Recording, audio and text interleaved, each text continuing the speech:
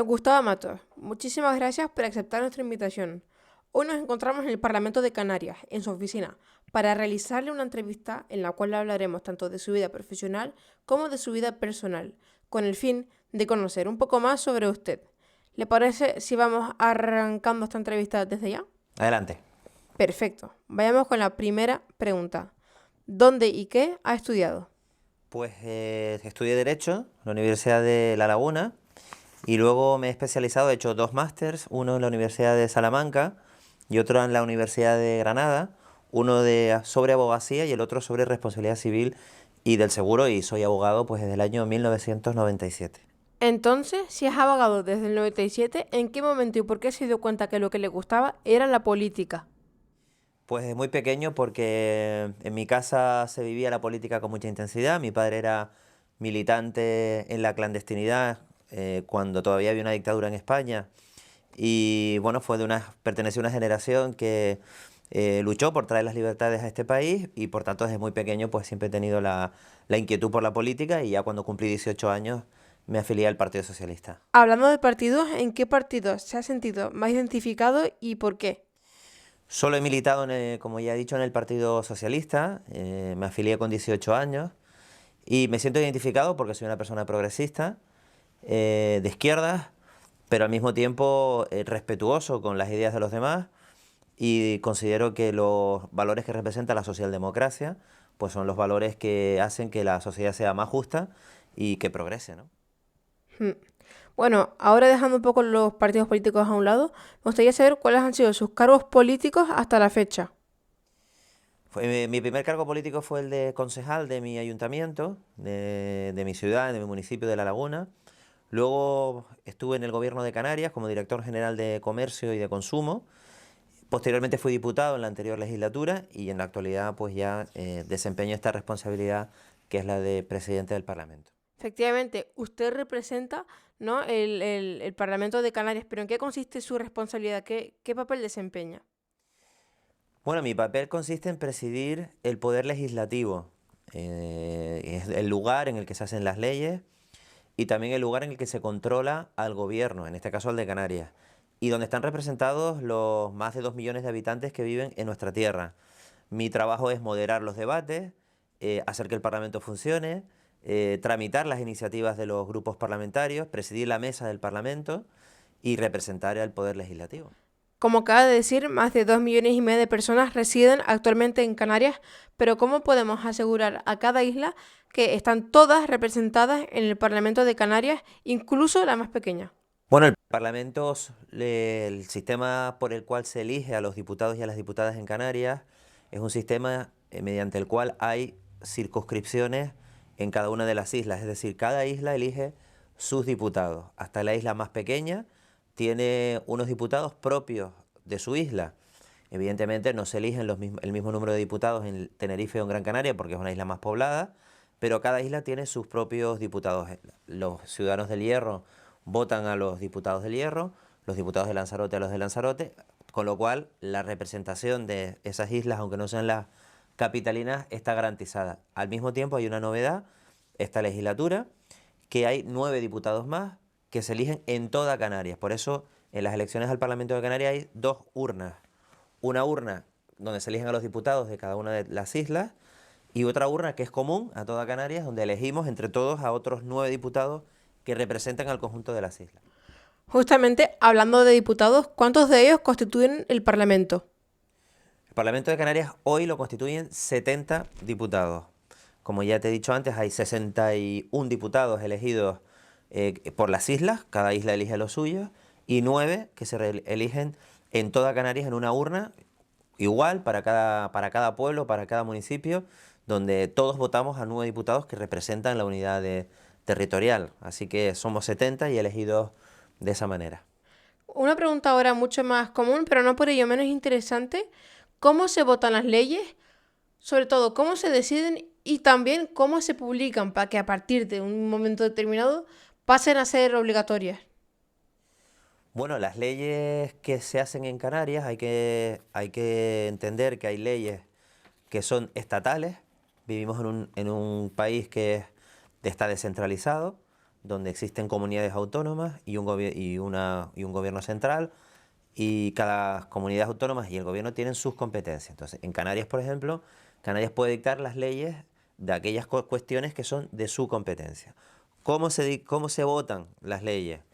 Bueno, las leyes se votan en el Parlamento. Como hemos dicho antes, hay 70 diputados y las leyes, una vez que alcanzan 36 votos en la votación, que es el 50% más uno, quedan aprobadas. En Canarias no hay leyes orgánicas, que es otra modalidad que sí existe a nivel nacional, donde necesitas mayorías más ampliadas, no simplemente el 50%, sino hay mayorías de 2/3.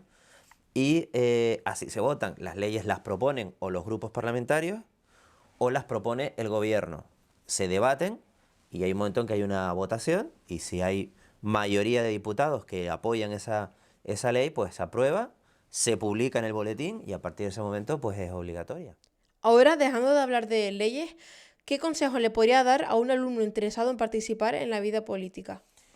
Bueno, el primer consejo es que se informe bien, que siempre esté informado. Creo que la información y la cultura y la formación es fundamental. Creo que para estar si tienen interés o inquietud por la actividad pública, eso es lo fundamental. Luego, que la actividad pública se puede hacer de muchas maneras, no solo militando en un partido político, sino en organizaciones no gubernamentales, en organizaciones de representación de trabajadores o de empresarios, en asociaciones de vecinos. Hay muchas formas de participar en lo público. Y si alguien desea iniciar una carrera política, pues lo que le recomiendo es que lo inicie lo más tarde posible. Hay que formarse primero y luego, bueno, pues decidir cuál es digamos, las ideas políticas con las que uno está digamos, está más de acuerdo, y a partir de ahí, pues, empezar esa iniciativa, esa carrera política, ¿no? Seguimos ahora con un tema tal vez más de actualidad. ¿Cuáles han sido las consecuencias de la pandemia en la vida parlamentaria? Pues han sido muchas, y muy importantes. Básicamente porque, como hemos dicho antes, Canarias tiene 70 diputados que se reúnen aquí, en el salón de plenos de este edificio en el que estamos ahora, en el que hemos estado antes de hacer la entrevista, haciendo una pequeña visita. Y los diputados son de islas que no es Tenerife. El Parlamento solo puede estar en Tenerife, porque así lo establece el Estatuto de Autonomía de Canarias. La sede del Parlamento de Canarias está en Tenerife. ¿Qué ocurre? Pues que el resto de diputados que no son de esta isla vienen desde fuera para asistir a las sesiones plenarias, para asistir a las comisiones, a las reuniones. Cuando vienen con el COVID, sobre todo en la parte del confinamiento, ocurrió que no podían viajar. Entonces tuvimos que innovar. Y hoy el Parlamento de Canarias es el parlamento más novedoso de Europa y de España en este sentido. Los diputados, cuando se dan unas circunstancias determinadas, por ejemplo el COVID, pueden intervenir en el Pleno y en las comisiones a través de videoconferencia, incluso votar a través de sistemas telemáticos.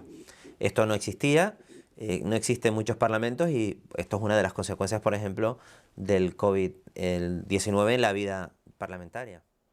Vaya que me ha sorprendido esta respuesta porque no sabía que el Parlamento de Canarias era el parlamento más desarrollado en cuanto a tecnología se refiere de toda España y Europa. Bueno, otra pregunta. ¿Aconsejaría a sus hijos una carrera en el mundo de la política como tal? Es un consejo difícil de dar. Les aconsejaría que hicieran lo que les apetece. El único consejo que les daría es que no empiecen demasiado pronto. Hay quien empieza en política muy joven y eso a mí me parece, con los años, después de haberlo vivido, que debe empezarse a una edad en la que uno ya tenga una formación, una profesión y una vida profesional o laboral, porque eso te enriquece. Siempre digo que para tomar decisiones sobre las vidas de los demás, porque al final los diputados y las diputadas, cuando legislamos, o alguien que está en un gobierno, lo que hace básicamente es tomar decisiones que afectan a la vida de otras personas.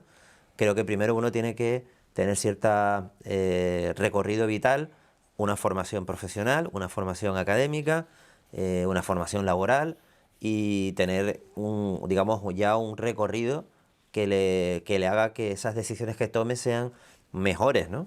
Efectivamente. Bueno, ya nos vamos acercando a la recta final de esta entrevista y vamos con una pregunta que muchas personas se hacen. Es una pregunta bastante interesante y es si usted piensa que su trabajo está bien remunerado. Yo pienso que sí.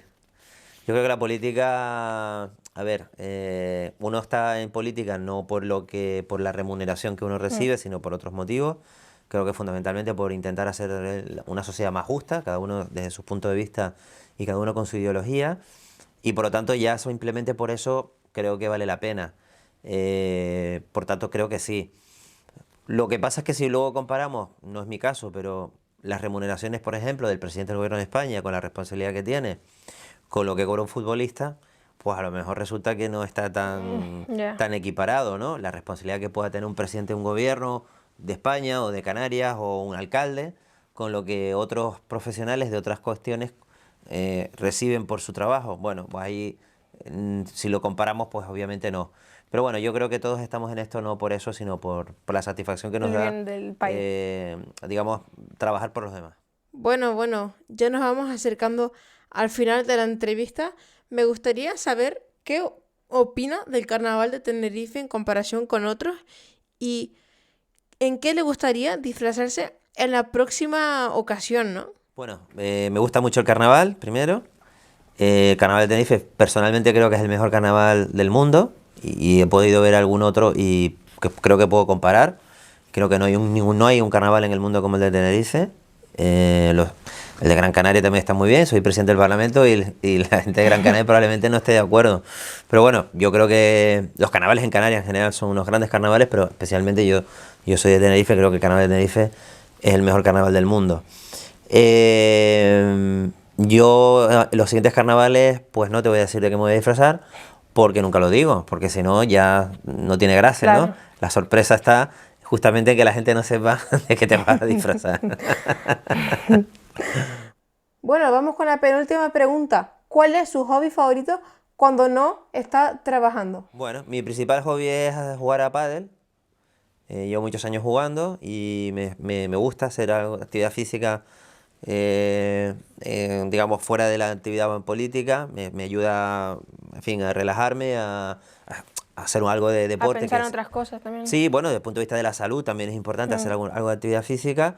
Tengo mis amistades y mis amigos fuera de la política que además me vienen muy bien y ese es mi principal hobby. Luego me gusta mucho el cine, me gusta mucho la literatura y la música. Así que básicamente en eso empleo el tiempo y en hacer, cuando puedo, pues mis barbacoas en mi casa, que también es algo que me gusta Sí, bastante. creo que a todo el mundo. Bueno, ahora sí que sí, última pregunta. ¿Cuál es su plato favorito? Difícil respuesta. Me gusta mucho, como te he dicho antes, me gusta bastante comer, vamos. Soy bastante, en fin, me gusta. Creo que como has dicho antes, como casi todo el mundo. Hombre, si me tuviera que quedar con algo, perdona, te diría que con una buena barbacoa, ¿no? Con todo lo que lleva, quiero Una decirte, parrillada. una buena parrillada, sí. Bueno, pues muchísimas gracias por recibirnos otra vez. Gracias por todo. Espero que haya disfrutado y espero poder volver a entrevistarle lo más temprano posible. Gracias a ustedes, ha sido un placer. Esta es su casa y para otro día que deseen volver, están las puertas abiertas. Gracias.